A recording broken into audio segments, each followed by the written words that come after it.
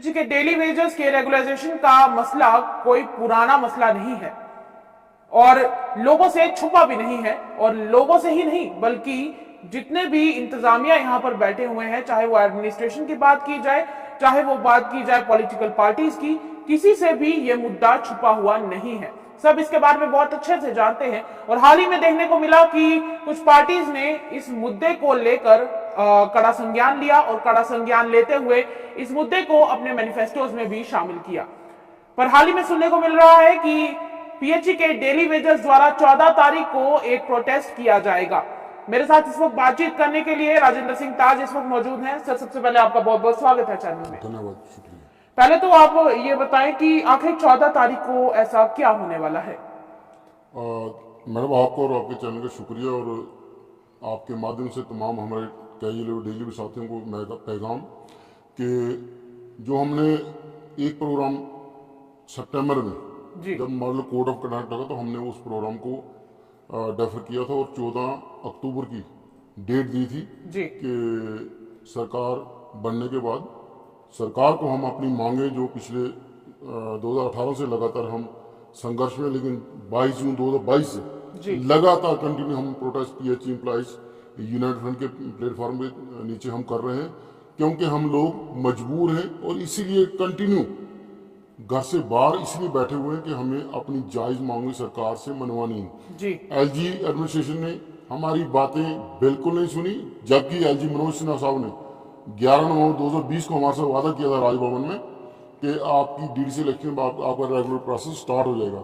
मैं आपको डिटेल में बता, 94 के बाद जितने भी लोग सत्ता में आए उन्होंने हमारी बातों को इलेक्शन के टाइम दोहराया कि हम इनको रेगुलराइज करेंगे, लेकिन 22 जून 2022 से लगातार जो 2-2.5 साल का पीरियड है, इसमें जब इलेक्शन आई तो पॉलिटिकल पार्टी को ये लगा कि ये लोग पीएचई का डेली वेज जो है ये लगातार अपनी मांगे उठा रहे और उनको मजबूरी में हर एक पॉलिटिकल पार्टी को अपने मैनिफेस्टो में रेगुलाइजेशन रखनी पड़ी। तो आज आपके माध्यम से नए चीफ मिनिस्टर जो बनने वाले हैं, मैं उनको मुबारकबाद देता हूँ, वेलकम करते हैं उनका कि इस ड्रम की सेटअप अब शुरू होगा। जो उन्होंने वादा अपने मैनिफेस्टो में दिया था, कल परसों किसी चैनल पे उन्होंने कहा था कि डेली वेज का मुद्दा भी है, एक अच्छा बड़ा मुद्दा है। तो हमारा मुद्दा उमर साहब कोई बड़ा मुद्दा नहीं है, इस मुद्दे को बड़ा बनाया गया है। 5 अगस्त 2019 के बाद रेगुलर प्रोसेस जो SR 64 में था या SR 520 में था, वो चीजें सब रोकी गई, हमारे जायज हक रोके गए। इवन तक कैजुअल डेली में बीमार हो जाए उसको मेडिकल की फैसिलिटी नहीं है, उसका पीएफ नहीं करता, और भी जो लेबर को ई श्रम कार्ड बनते हैं अनऑर्गेनाइज सेक्टर के, वो भी हमारे पे लागू नहीं चीजें होती, या सरकार की कोई फैसिलिटी गरीब लोगों को दी जाती वो भी लागू नहीं होती, क्योंकि आप गवर्नमेंट एम्प्लॉई हो। प्रधानमंत्री आवास योजना का कोई लाभ वो भी हम लोगों को नहीं मिलता। कुछ भी सरकार की तरफ जो लाभ गरीबों को दिए जाते हैं वो हमें नहीं दिए जाते, लेकिन ड्यूटी चाहे वो कोरोना पीरियड हो चाहे कोई और प्रॉब्लम हो, 24/7 पीएचई का डेली वेजर सड़कों पे अपनी, आप सुबह 4 बजे वॉक करने जाइए, पीएचई का डेली कहीं ना किसी गली में पानी खोल रहा होगा, लोगों को पानी पहुंचाने का काम कर रहा होगा। आप रात को निकलिए 10-11 बजे, आप अपने काम से आ रहे हैं, आपको फिर डेली वेजर किसी ना किसी गली चौराहे में पानी के वाल खोलता मिलेगा, क्योंकि हम लोग अपने जो हमारा काम है उसके प्रति बिल्कुल संजीदा है कि हम हमारे वर्क जो है ये वर्शिप है। चलिए, आपने अपने वर्क को लेके इतना वर्कशिप किया है, इतना आप सीरियसली होके आप सब लोग काम करते हैं, पर फिर भी क्या आपको लगता है कि रीजन रहा होगा जिसकी वजह से अभी तक इस पर कुछ किया नहीं गया? आप लोगों ने थालियां बजा ली, आप लोगों ने एक जगह से दूसरी जगह मार्च किए, कितनी बार डंडे भी खाए आप लोगों ने, पर अभी तक इसके ऊपर किसी ने कड़ा संज्ञान नहीं लिया, खासकर एलजी इंतजामिया ने। क्या लगता है क्या कारण रहा होगा इसके पीछे? देखिए मैडम, इसीलिए ये कहा जाता है डेमोक्रेटिक सेटअप जो है वो 10 गवर्नमेंट रूल से अच्छा है जी, जितना भी बुरा होगा, लेकिन 10 एलजी एडमिनिस्ट्रेशन से अच्छा, वो एलजी प्रशासन से अच्छा, कम से कम लोग बात सुनने वाले होंगे। हम 2.5 साल से एक ही बात कर रहे हैं कि 450 करोड़ हमारा पेंडिंग है, हमें रेगुलाइजेशन SR 64 के तहत दिया जाए। ये हम नहीं कहते, ये पिछली सरकारों ने सब चीजें बनाई हुई। 2014 में जब उमर साहब चीफ मिनिस्टर थे, इन्होंने एक हाई पावर कमेटी बनाई थी, उस कमेटी में राठौर साहब थे उसके chairman, as a finance minister Shyamala Sharma ji जो आप बीजेपी के बड़े सीनियर नेता हैं, ये पीएचई मंत्री के तौर पे थे, और भी मंत्री। उस कमेटी ने रिपोर्ट दी थी, जिनको 10 साल हो गए, जो हमें सूत्रों ने बताया, जिनको 10 साल हो जाए उनको SR 64 के बेनिफिट दिए जाएंगे। तो हम कहते हैं वही कमेटी लागू, वही रिपोर्ट उमर साहब अब चीफ मिनिस्टर बने, SR 64 के बेनिफिट सब हम पे लागू किए जाए। हमारा कसूर क्या हम ड्यूटी नहीं करते? देखिए पिछले टाइम हमने देखा था कि जब LG इंतजामिया चल रहा था तब उस दौरान उमर अब्दुल्ला ने भी कई बार अपनी स्पीचेस में इस बारे में डिस्कस किया और कहा कि हम लोग PHE के डेली वेजर्स को अपनी तरफ से पूरी कोशिश करेंगे कि उनको रेगुलराइज करें। अब दूसरी तरफ देखने को मिलता है कि जो मैनिफेस्टो है उसमें भी मेंशन किया गया है, वो देख के आपको कैसा लगता है कि एटलीस्ट सोचा गया है आप लोगों के बारे में? मैडम हमें सोचना नहीं चाहिए। मैं आपको ये बताऊं, हमारा मुद्दा ऑल पार्टी इशू बन गया हो, हर एक पार्टी ने इसको मैनिफेस्टो में रखा है, तो अब ये मुद्दा मुश्किल नहीं होना चाहिए। अगर NC ने अपने मैनिफेस्टो में रखा है तो बीजेपी ने अपने मैनिफेस्टो, सबसे सेकंड लार्जेस्ट पार्टी जो है अभी बीजेपी है जम्मू कश्मीर में, बीजेपी ने कहा हम इनके लिए सोचेंगे। कांग्रेस ने अपने मैनिफेस्टो में रखा, PDP ने, हर एक पॉलिटिकल पार्टी ने इसको अपने मैनिफेस्टो में रखा। ये एक ह्यूमन इशू है, इस मुद्दे को जल्दी से जल्दी हल करें। हमारा 14 तारीख का जो प्रोग्राम है ये वेकअप कॉल है हमारे कई लेबरों को और सरकार को भी कि हम सोए नहीं है।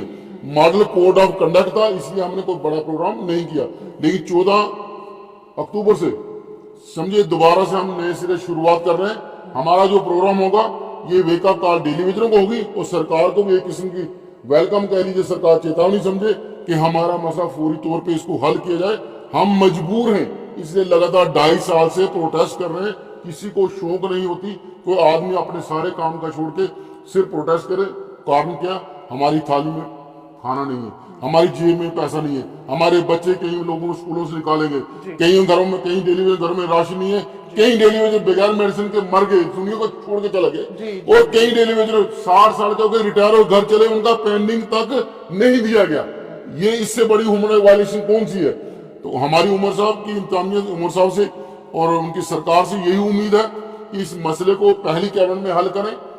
बीजेपी जैसे कहती थी कि हम आएंगे, हम पहली कैबिनेट में करेंगे, हम इनसे उम्मीद करते हैं और बीजेपी से भी उम्मीद करते हैं as a opposition party, main opposition party, वो अच्छा रोल प्ले करे और अगर सरकार करना चाहती है तो उसके रास्ते में कोई रोड़ा नाड़ा बने और सरकार को मदद करे डेली वेजरों को काम जल्दी करने में, चाहे दिल्ली से मदद लेने पे, चाहे कहीं से मदद लेने पे। हमारा मुद्दा जनरल मुद्दा, और 2013 में जब प्रधानमंत्री जी बीजेपी के इलेक्शन कैंपेन कमेटी के चेयरमैन थे तो तब उन्होंने भी ये मुद्दा स्टेडियम में ललकार रैली में उनके सामने उठाया गया था कि जम्मू कश्मीर में धारा 370 के बाद अगर कोई बड़ा मसला है वो 60,000 डेली वेजर है। तो हमारा मुद्दा जीव का क्यों है, एक ह्यूमन राइट वायलेशन है। लगातार हमको दबाने की और जोर जबरदस्ती करने की, सड़कों पर निकलते हमें डिमांडों के लिए पुलिस द्वारा लाठीचार्ज किया जाता है। हम पुलिस एडमिनिस्ट्रेशन से कोई खौफा नहीं है। पर अब आने वाले समय में जो आप प्रोटेस्ट करने वाले हैं उस प्रोटेस्ट में भी तो आप लोगों को डंडा वगैरह पड़ सकता है जैसे पहले पड़ा हुआ है, तो आपको उस चीज का कोई डर नहीं है, अपनी परवाह नहीं है? एटलीस्ट अपनी फैमिली की तो परवाह होगी आप लोगों को। देखिए फैमिली की परवाह है इसीलिए हम डंडे खाने घर से बाहर निकले, फैमिली की परवाह इसलिए हम लगातार प्रोटेस्ट कर रहे हैं। हम कोई ऐसा प्रोटेस्ट आज तक नहीं हुआ जिसने ये कहा या तो हमारे हक में फैसला करो नहीं तो हमारे खिलाफ करो, या हमें रखो नहीं तो हमें निकालो। आज तक किसी ने, आपने बहुत से प्रोटेस्ट कवर किए, किसी ने ये चीज बोली नहीं है, क्योंकि मजबूर हो के आदमी लास्ट में बोलता है कि हमारा जो पेंडिंग 450 करोड़ है वो क्यों नहीं दे रही सरकार? क्या कसूर है क्या हमारा? क्या हमने काम नहीं किया? हर एक डिवीजन से लेके चीफ इंजीनियर साहब हर बजट में ये बेचते हैं कि हमारा इतना पेंडिंग हो गया, इतना पेंडिंग हो, वो क्यों नहीं दिया जा रहा? वो पेंडिंग 2014 के बाद बढ़ता बढ़ता 18 तक इतना बढ़ गया कि कोई हिसाब नहीं। जब हमने 22 जून 2022 को प्रोटेस्ट प्रोग्राम शुरू किया, 2022 की हमें पूरी वेजेस मिली, 23 की मिली, अब 24 की लगातार मिल रही, लेकिन वेजेस से हमारा 9,000 से हमारा काम नहीं चलता। उसका एक ही कारण है, महंगाई इतनी है। अच्छा, एक आप बता रहे हैं कि इस प्रकार से आपको दिक्कतें आती, महंगाई है, पर मतलब एक बेसिक चीज रहेगी कि क्या परिवार की तरफ से कोई प्रेशर नहीं आता आपको? क्योंकि बच्चों की स्कूल की फीस भरनी होती है, 9,000 से घर कैसे, मतलब घर चलाना तो बहुत मुश्किल है 9,000 में केवल। क्या दिक्कत है? साक्षी जी, प्रॉब्लम ये है कि कई साथी हमारे इसी प्रेशर की वजह से सुसाइड कर गए। सुसाइड करने के लिए हम लगातार मना करते, साथी जिसको कोई परेशानी है हम लोगों से बात करें, हम उसी समस्या कोई ना कोई हल निकालेंगे। लेकिन सरकार हमारा देती, जब वो आदमी प्रेशर ना कि क्या करेगा? घर से प्रेशर, बाहर ड्यूटी से प्रेशर, पब्लिक को अगर एक टाइम पानी चला गया, दूसरे टाइम उस गली में पानी नहीं गया, गली के लोग उठ जाते हैं और गाली तक निकालते, हमारे लोगों में मैन हैंडलिंग तक होती है। कहने का कि हमारा लिहाज कोई नहीं करता, ना घर वाले, ना सरकार, ना पब्लिक। मतलब हम पीस रहे हैं आप लोग, हर तरह से हम पीस रहे हैं, बुरी तरह से पीस रहे हैं। बुरी तरह से। कोई भी आदमी देखो ना, अगर आपको आपकी बात करूं या और जो लोग हैं हमारे पत्रकार साथी जो हमारे इतना सोशल मीडिया जम्मू का जितना उसने हमारा साथ दिया इस एजुकेशन को चलाने तक या सरकार तक हमारी बात पहुंचाने तक, हम उसका जो कर्ज है वो उतार नहीं सकता कोई भी डेली वेजेस। लेकिन मैं सच्चाई बताऊं, अगर आपके घर में पानी एक टाइम नहीं आएगा, आप भी कहो पीएचई वाले प्रोटेस्ट तो करते, काम नहीं करते, मजबूर होके हम अपनी ड्यूटी पूरी ईमानदार से करते हैं। लेकिन सरकार हमारे लिए ईमानदार नहीं है। बच्चे फैमिली का प्रेशर, हम उनको कहते हैं हम अपनी मांगों के लिए ईमानदार। सामने वाली सरकार बेईमान है, वो हमारा पैसा नहीं दे रही, वो हमारे रेगुलाइज कर रही। हमारे जहाज तक 5 अगस्त 2019 के बाद रोके गए। आप लोग को हो ना कि यूट्यूब बनने के बाद सबसे ज्यादा नुकसान कैरी लेबर डेली वेज को हुआ, और किसी को फायदा हो मुझे नहीं पता, लेकिन हमें इतना नुकसान हो जो SRO 520 जिसको 520 कहते हैं, उसके साथ जो हमारी वेजेस इनहांस हुई, मतलब ये हमारी बड़ी थी। देखिए रविंद्र राणा जी के पास भी आप काफी हमने देखा वो भी रोक देगी। जी, हमने बीजेपी के तमाम लीडरशिप, बीजेपी के ऑफिस के बाहर भी घेराव किया, राजभवन का कोई दरवाजा नहीं छोड़ा जहां हमने अपनी फरियाद नहीं रखी जी। इवन तक अमित शाह जी रजौरी में आए, हम वहां भी पहुंचे अपनी फरियाद लेके। क्या पर्सनली मिल पाए आप उनसे? नहीं, पर्सनली कहाँ मिलने देते, पर्सनली कहाँ मिलने देते। नहीं, आप जिस तरह बता रहे थे कि आप लोग मिलने का प्रयास कर रहे थे, तो क्या पता हमने उनके सामने भी प्रोटेस्ट किया वहां पे कि उनका ध्यान हमारी तरफ आए। एलजी साहब को कुछ लगे, एलजी साहब ने कई मीडिया चैनलों में ये बात बोली कि पीएचई का डेली वेज जो लोग प्रोटेस्ट प्रोग्राम कर रहे हैं, धरना कर रहे हैं, उनकी आवाज हम तक पहुंच चुकी है, हम जल्द ही उनका कुछ करने वाले। तो जल्द का क्या बना फिर?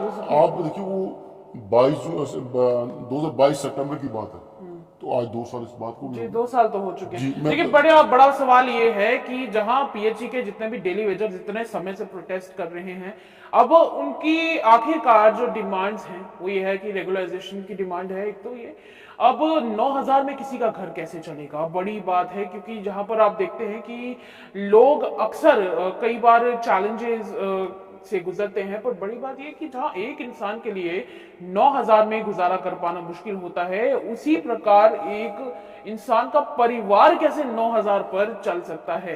कहीं ना कहीं एक बड़े मेंटल प्रेशर से ये लोग गुजर रहे हैं। ये एक सेंसिटाइज्ड इशू है काफी ज्यादा। और दूसरी बात अगर देखने को मिले वो ये रहेगा कि जहां पर इनके इशू को अलग अलग पार्टीज ने अपने मैनिफेस्टो में जरूर एड्रेस किया है, क्या जब सरकार बनेगी तो सरकार बनने के बाद क्या इसके बारे में डिस्कस करके इसका प्रॉपर हल निकाला जाएगा ब्लैक एंड व्हाइट में या नहीं, ये एक बड़ा सवाल रहने वाला है।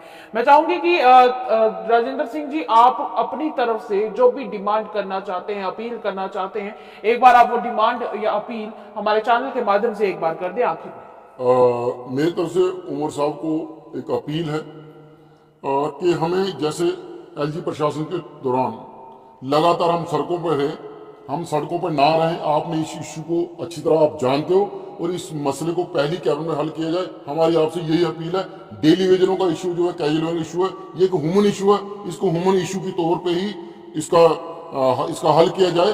और हम ये उम्मीद करेंगे कि आप इस मुद्दे को भली भांति जानते हो, हमारे इशू को आप अच्छी तरह वाकिफ हो, और उम्मीद यही है कि आप इस मुद्दे को जल्दी हल करेंगे।